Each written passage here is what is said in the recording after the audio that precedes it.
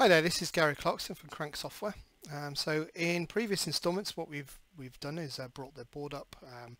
We've installed the Torizon core base image, and then the last installment there is we've installed the Storyboard Docker container on top of the Debian Western image on the i.MX8, and that's all up and running. So if I flip back and show you the desktop, so the storyboard container image includes a standard medical application, and so this is now running happily on the board. So what we'd like to do is the last part is to show you deploying a custom image with a new application.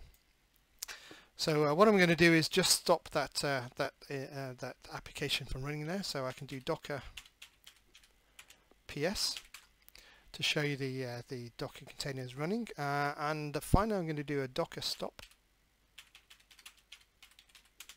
I'm going to use the image ID here, so this is the one from the Torizon image. I'm going to stop that, deploy a new application, and have that boot and start again. So just wait for that image to stop.